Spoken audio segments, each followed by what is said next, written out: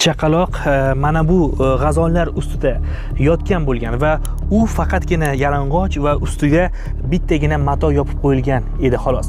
Afsuski chaqaloqning kindigi ham kesilmagan. Ha, yotibdi, tirik deyishdi. Yugurib keldim men. Yugurib kelsam haqiqatda chaqaloq, yangi tug'ilgan chaqaloq bir matoga o'ralgan xolos. Sovuq edi, sal ko'karib qolibdi, yana so'qasib qolibdi. Chaqaloqning ahvoli o'ta og'ir ahvolda bo'lib, hamma yo'g'i ko'kargan, tezda tibbiy yordamga muhtoj edi.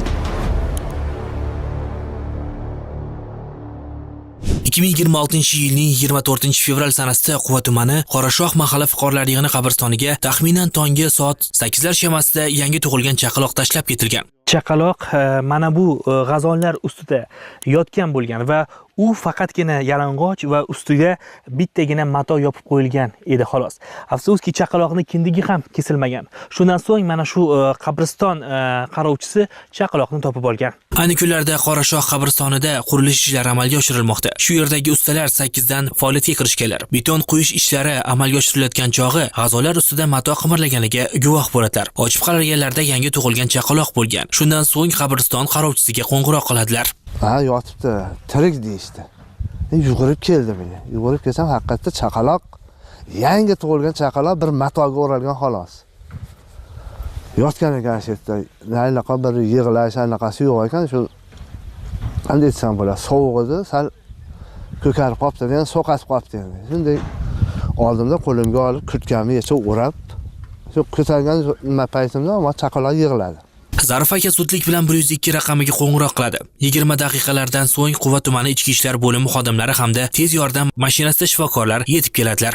Shu 102 da shu doktorni olib kelishni iltimos qildim. Olib kelishdi, ko'rishdi. Shunda endi Mohiraxon o'sha olib bormasak bo'lmaydi. Ko'karib qolibdi lo'ylarida shu.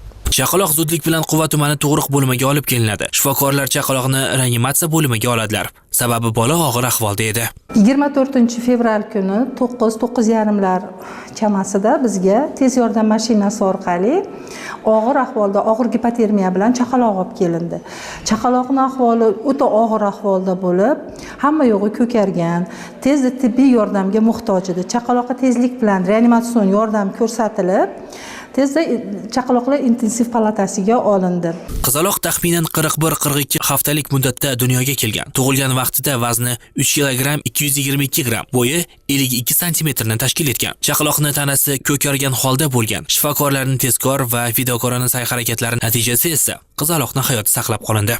Kerakli laborator tahlillar o'tkazildi. Chaqaloqqa davo choralari belgilanib, mana hozirda chaqaloqning ahvoli stabillashdi, hayotiy ko'rsatkichlari o'z holatiga keldi. Chaqaloqni sun'iy oziqlantirishga o'tkazdik. Hozirda ahvoli yaxshi. Yaxshi insonlarning fidokorona sa'y-harakati tufayli chaqaloq ayni paytda sog'-salomat holda shifokorlar nazoratida. Biroq uning onasi qayerdaligi masalasi hanuz ochiq qolmoqda. Ayrimlar chaqaloqning onasi Quva tumanida yashovchi bo'lishi mumkinligini taxmin qilmoqda. Boshqalar esa u qo'shni tumanlardan kelgan bo'lishi ehtimolini bildirishmoqda. Shu munosabat bilan mas'ul idoralar tomonidan barcha ehtimoliy manzillar kesimida surishtiruv ishlari olib borilmoqda. Mazkur holat yuzasidan Farg'ona viloyat ichki ishlar boshqarmasi tomonidan rasmiy qidiruv e'lon qilingan. Surishtiruv ishlari amalga oshirilmoqda. Chaqaloq boshqarma nazoratida.